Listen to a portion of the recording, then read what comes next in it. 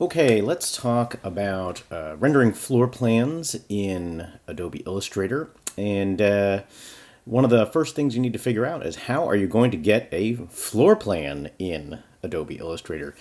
And basically, when you're in something like SketchUp, we'll start with SketchUp, you need a true floor plan. So SketchUp, the problem is everything is in 3D.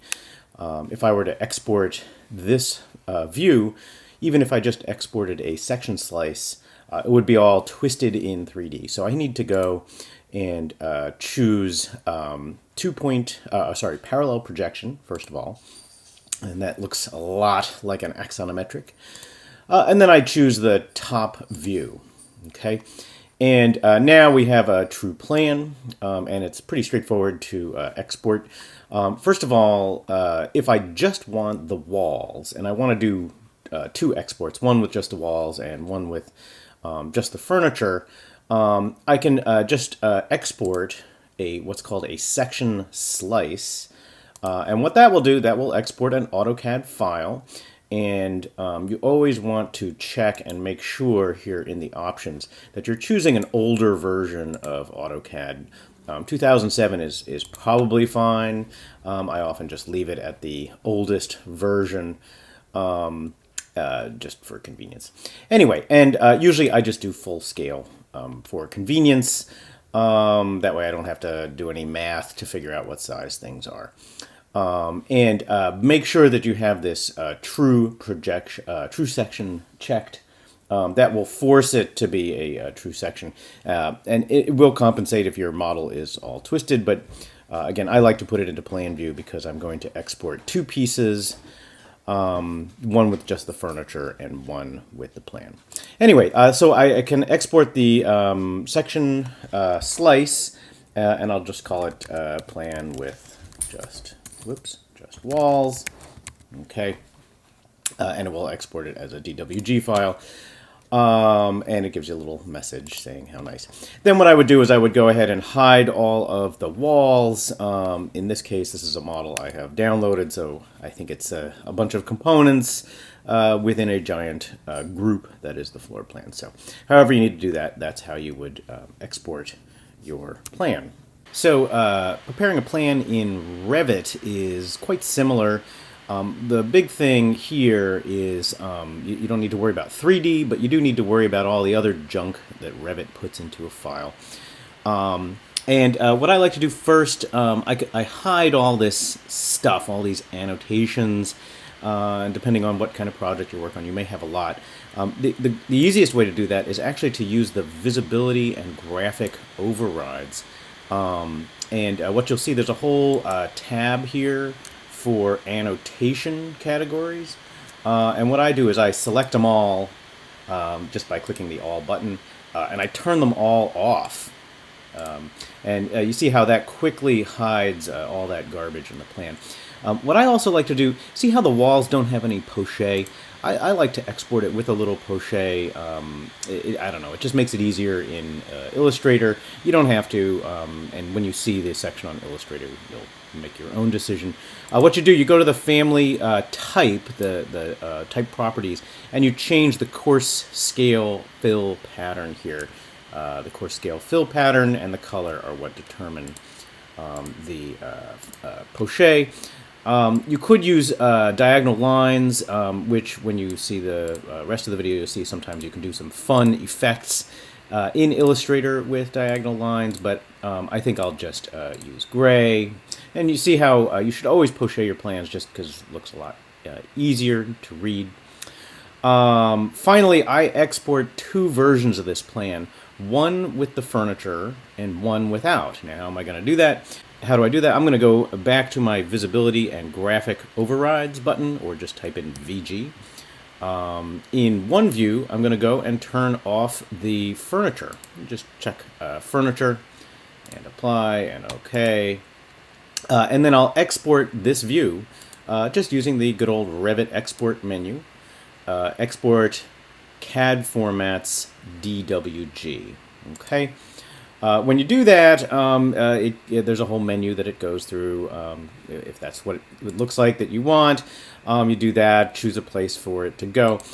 As I mentioned, I usually choose AutoCAD 2007 just to be absolutely sure that I get the right interoperability. Sometimes your version of AutoCAD, or sorry, your version of Illustrator doesn't match the version that you have. So choosing an older file format is good. Anyway, and then if you just want the, oh, sorry, we got to go, all right, I think I hit cancel by mistake. All right.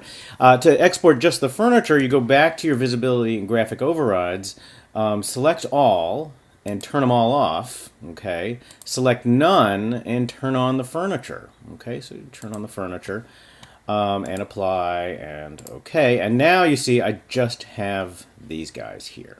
Okay. And you go through the same process. You export it into Illustrator. And let's take a look also while we're at it at how to handle an AutoCAD file. Just some people are still enamored with AutoCAD. Welcome to today's discussion of how to render a floor plan using Adobe Illustrator. And if you remember from the last video on how to render an interior elevation drawn in AutoCAD using Adobe Illustrator, you'll probably remember that they're both programs. They work well together because they're both vector drawing programs. And we're going to use the same, very similar techniques with our floor plan that we did with the elevation. But one big thing that's different here is plans have kind of a few more elements that make them a little more complicated than an interior elevation. So when you do your right block exercise, where you export the plan out of your model, it's probably best to export several versions, and those will come in as layers on in Illustrator. For example, I like to have a clean plan. I turn off things like dimensions and flooring and furniture and get just a nice clean plan that I can W block. And like we did before, you select your object. And you see how I'm not getting any of the other stuff, although there's one little random fellow there.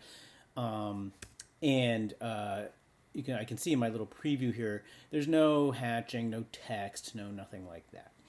So I would recommend creating a block for a clean kind of floor plan, also one that has the furniture in it, a different one that has like the flooring and maybe any poche in it, and then I'll show you what happens when you import dimensions into Illustrator. So just like we did last time, let's take a look at a couple of examples. Again, I've left these up, the web page up, so you can see where these images come from. People can get their credit. There are a couple of different styles that you're going to see, but basically similar elements to the elevations. You're gonna want to somehow represent the kind of architectural volume here, the building, stairs, those things that may have graphic life, like swings on the doors, but don't exist in reality. You're going to want to represent materials, and then sometimes it's really nice to give a little vague sense of lighting just for depth. Here they're showing a little bit of brightness by the windows for shadowing, but also shadows behind objects, things like drop shadows are awfully nice. Here's a more dramatic example and a very different kind of poche color here. And then finally, here's an example where they've used white poche. So a couple of different examples. So here we are in good old Illustrator, and I'm going to place the floor plan into this drawing. And I made the drawing about the right size, I think, for this particular floor plan. And as you can see here, when I go to place this, I have a couple of drawings that I've created for the floor plan. One's just the walls. One has hatches, one has furniture, and one has the annotation. Like before, I'm going to show my import options, and I'll place the drawing and set it to 1/4 inch scale, which, if you remember correctly, is a scale of 48:1. Let's click OK. place my plan, and you can see that it came in nice and cleanly. And like we did with the elevation, we can pretty quickly set the stroke characteristics. I'm not going to change the line weight, just I'll make it black and white. And one thing I like to do with plans, I think with the elevations, so let me go to my favorite effect, the roughen effect here under the distort and transform grouping. I've messed around with this a bit. What I like is to have it kind of have a little bit of a, I don't know, squiggliness to it. Yeah, it's probably a little bit too much. Maybe if I go with 0.1%. Yeah, that's about right. That gives me just a little bit of kind of scruffiness to the line work. All right. And that's basically all I need to do for the floor plan. I could come in and check and make sure that these are dashed lines and things like that. But this gets me a good start. So next I'm going to place the hatching here on the plan. But a good policy is to create a new layer. And I could bring in that group, Poche, and it'll come in as a group, but it's just easier to create a whole new layer. And in fact, I can even label it, here I'll label it hatching. It just makes it simpler when you want to change the overlaps, which objects are on top of other objects. For example, if I drag it below the layer with the line work, I know that any hatching will show up underneath those lines, which looks a little cleaner. Anyway, let me place my hatches here. And same as before, set our scale. And I do get that warning message about swatches, which is typical of an AutoCAD drawing. So here is my drawing with the Poche, and I can use my select command to move the objects into position. And you can see that you basically get a little bit of a snap to the objects that are there already. I guess I haven't drawn any flooring underneath the cabinetry. But you can see that the Poche and the other elements have come in pretty nicely. The first thing that I can do here is I can try to change the color of the Poche. And there's a couple ways you can select it, but what I find the easiest way to do is actually just to go through the layers palette and find the Poche. And there really are only a few hatches in this drawing. I can kind of turn them on and off and see which ones are which. And to select it, I can just click on the bullet here and it selects the color. And then it's pretty easy to choose, say, a different color and even a different opacity if you're so inclined. And if I wanted to add things like my transparency mask that I added before, I could come in and do that here in my transparency palette, but I think it's good the way it is. Now that is what I like to do with Poche.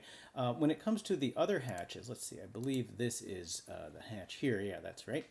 I like to do an effect that uses a different brush style.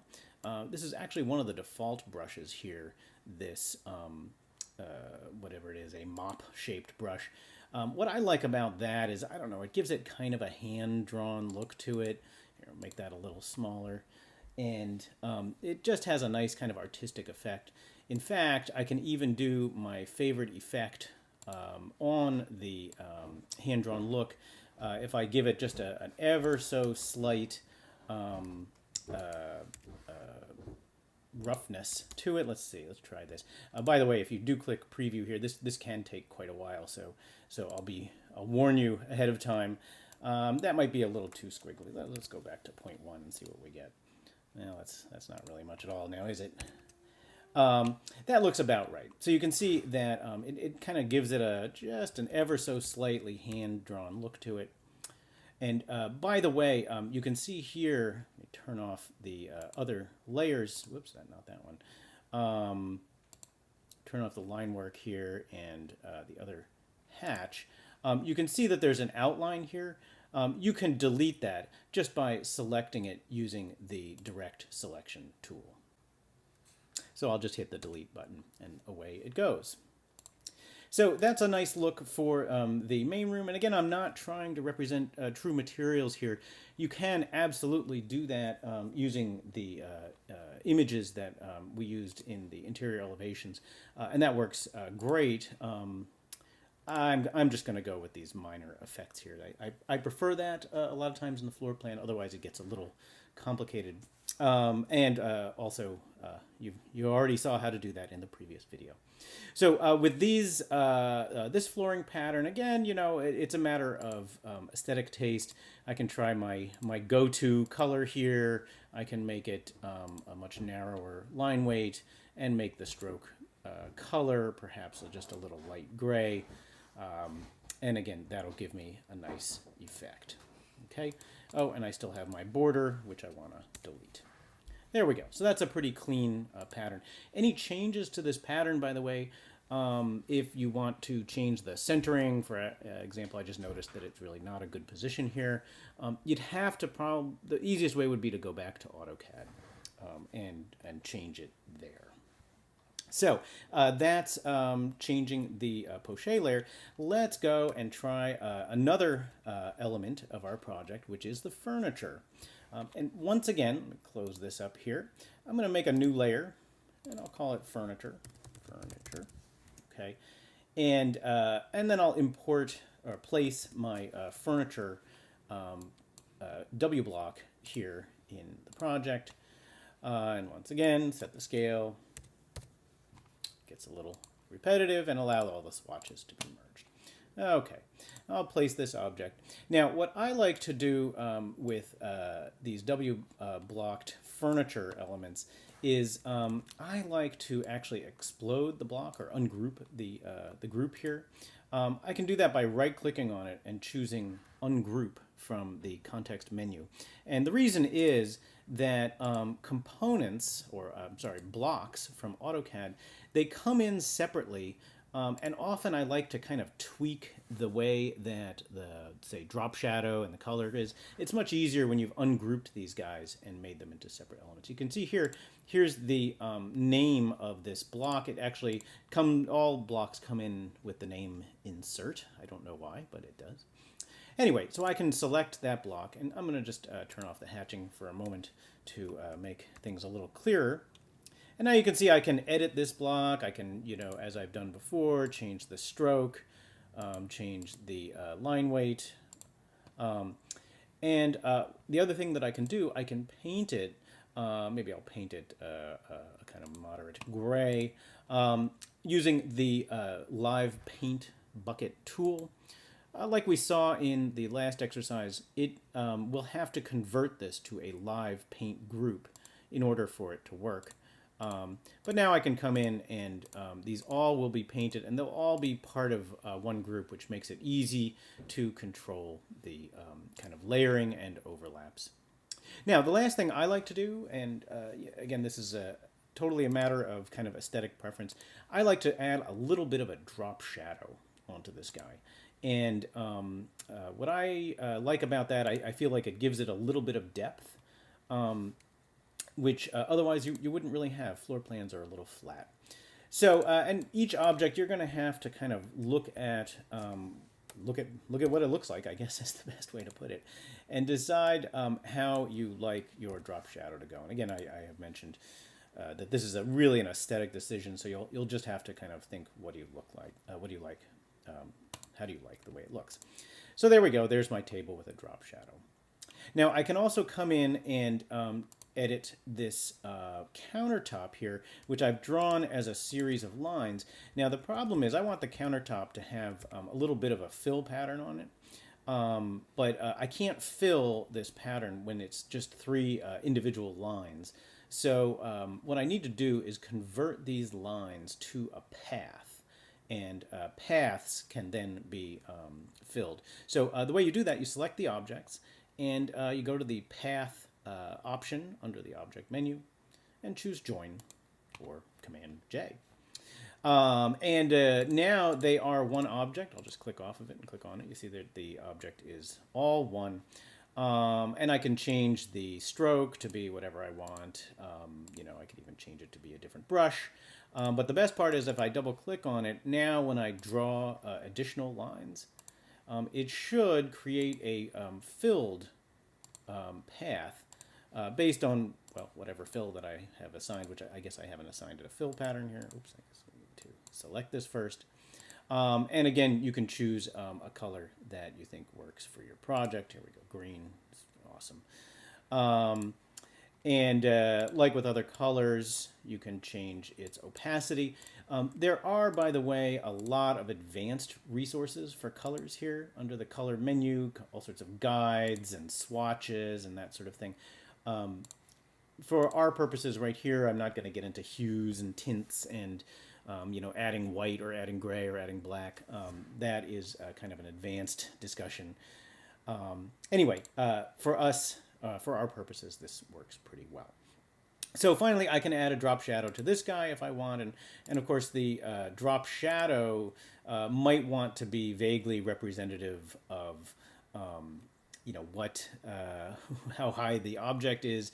So maybe you modify these to be a little bit bigger or a little bit less, depending on what kind of object you think you're going to have here. And again, you can change the blur like we did before. Maybe I'll make this a little less blurry, just to give myself a little bit sharper shadow.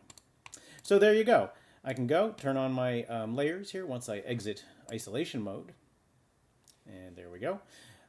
Turn back on my hatching, and you can see that we are starting to get some pretty interesting arrangements here. So that is the basic elements of the floor plan. You can see that it's starting to come together. If there are additional objects that you want to add, for example, if I'm here and I'm fiddling around with the hatching and, I really want to have, I don't know, a solid color to represent the threshold, I would recommend putting those objects, whatever they are, putting those on the layer that is kind of representative of that's purpose. Like this is going to be a hatched element here. Let's make it recognizably brown, and maybe a tad less opaque. Be sure that you put it on the correct layering group, and that way you can control kind of the sorting of these different layers on top of each other. All right, doesn't always work, but it is nice because you can control the visibility all at once. All right, I'm not going to do every little piece. So the last thing I'm going to talk about is bringing in text from AutoCAD, and I'm going to make a new layer for myself for the text. And again, you can control the layer order for visibility. And then you just place the text drawing. I think I called it annotation, actually, which is a fancy word for text and dimensions. And what you'll see, I'll just bring this guy in, is that the text actually does come in pretty cleanly. I'm just going to make it black so that it's easy to read. However, what I'll show you here is that there is a small problem. The text is, in fact, text. So if I double-click on it here and I use my text tool, I can, come and add words. And the object is editable. The same with the dimensions. You have the tick marks and the text. The only problem is, let's zoom in on this a little bit. What you'll see is that it's actually a funny kind of text. It's a filled text, and I don't actually quite know how to change that. And some things are not even very easily editable because the text is coming in as different pieces. So what I would recommend is the line work is probably fine to bring from AutoCAD for dimensions. That'll save you some time.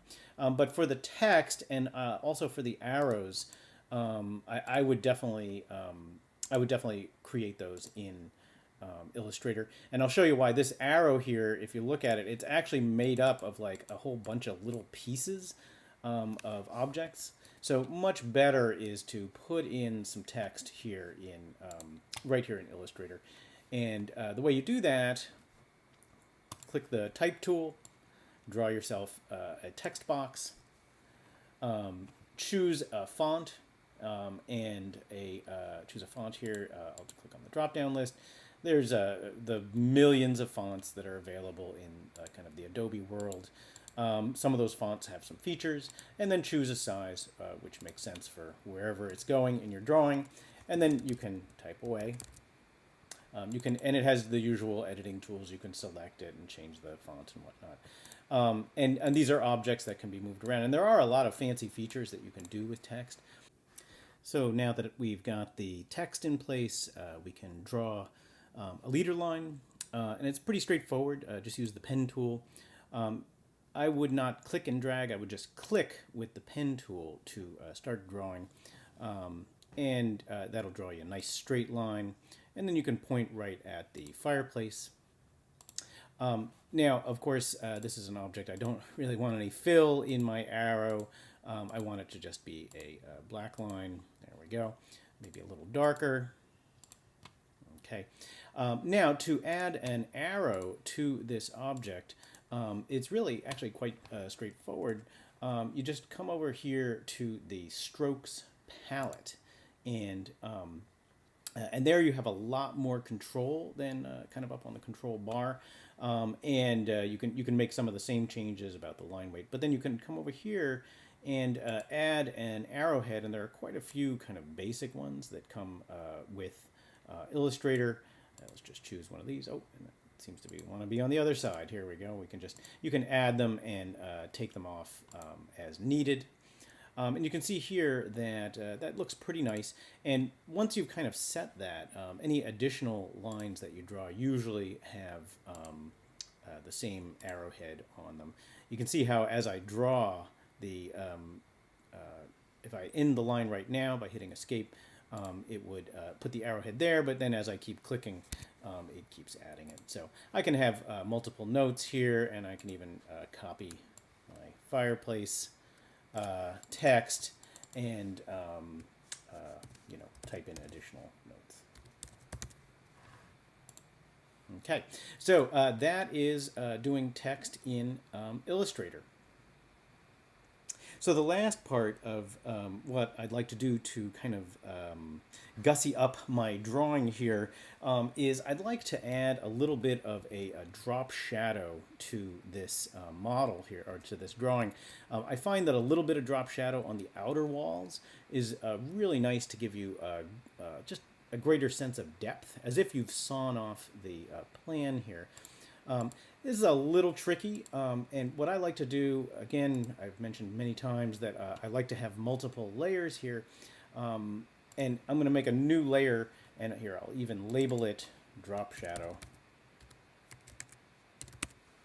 so that I can keep track of what I'm doing. And it's usually a good idea for that shadow to go underneath the plan layer. Okay, and the reason is that the plan layer wants to kind of block out any kind of spill from the shadow. Anyway, the drop shadow, the way you draw it is basically the same as the way we kind of drew the cones of light in our interior elevation example, which is basically we want to choose a swatch for the fill pattern that is going to have a kind of faded gradient. Okay, and lo and behold, if you go to the swatches library, there is indeed a whole section for gradients, and there is one called fades. And if you look here, there are a number of different ones we have used for the brightness. We've added fade to white. In this case, we're going to use fade to black. And there are some that are darker and some that are lighter and some that produce all sorts of different effects. I'm going to use this one here, and you can see when I double click on it, it becomes the active fill pattern, and I don't even need a stroke pattern, although I think I'll draw one in at first just to make it easy to see what we're doing. And I'll start by kind of drawing off the edge here. Just gives me a little more freedom. I often don't like it when it's snapping a little bit too much to different objects. Anyway, and then I'll see how it just desperately wants to snap to those objects. So here is my shading pattern, and I can just move it into place. Let me just close this out of the way. And if I want, I can go and use the direct selection tool, and that allows me to grab these individual anchor points and drag them down into position. Okay, and of course you can change the how deeply the shadow extends. One trick that I like to use, just get rid of the line weight here. First of all, like we did with the light cones, I like to add that blur effect to the shadow. The Gaussian blur is the one that I like the best. And again, you just do a little preview here and check and see if you like the way it softens it. And I find it just, I don't know, makes it a little more shadowy, which is really actually not a technical term, but anyway.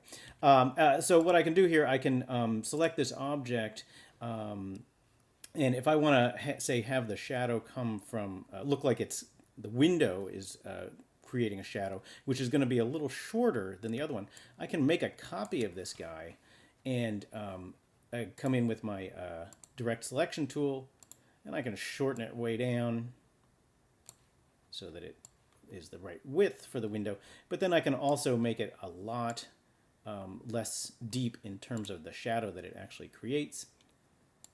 And then this is an object that I can come in here. And again, it's very important to try to get things as accurately as possible. There's only so precise you're going to be in this particular instance, but you can get a pretty good approximation of the window being a different height, even without actually having it be an exact height. And by copying the one that I already created, the shadow that I already created, it already has a bunch of the properties that I like, for example, the blur. And that is a way that you can create quite a bit of depth in your floor plan. You can see how it's a much deeper shadow than you get under the furniture or under casework. And I find that just is, it just adds something to it. We could also, by the way, add that same lighting effect if we knew where the lights were in this particular project. So that's my floor plan. By the way, I would continue the drop shadow all the way around. I usually do a shadow cast off to the right and at the bottom. Now, if you think of north being the kind of default orientation for a plan, that actually doesn't make sense, because it would have to be sort of, I don't know, very late in the evening on a summer evening to get a shadow in that direction in the northern hemisphere. But anyway, that was the shadow angle that I have gotten used to. One other fun thing that you can do harkens back to our custom pattern. Remember when we made those fabric patterns way back when? You can use those as paint patterns in your project. Obviously, if it's a pattern you've already made, you can just dump it on an area. I think I have these in here somewhere. Oh yes, lovely. And then you can use all the scale options. If you remember, you right click on it, transform, and choose scale. And you can make it, something that is appropriate for whatever. Let's take a look at that. Oh, we don't want to transform the objects, just the pattern. There we go. We can do that. You can also, I went on the internet and found a seamless pattern for wood flooring. Remember, seamless pattern has to be seamless. That way the sides match and the top and bottom. And you can turn that into a pattern as well. Just choose Object, Pattern, Make. And if you remember, that's how we made our patterns before. And it brings up the pattern option. For now, this looks great. And click Done. And obviously, I could have given it a name. If I was smart, I would have done that, but I didn't. Anyway, you can apply that pattern. And then, once again, that scale looks a little bit off to me. So let's go with a little bit bigger here. Okay, preview it. And all right, oops, I don't know what happened there.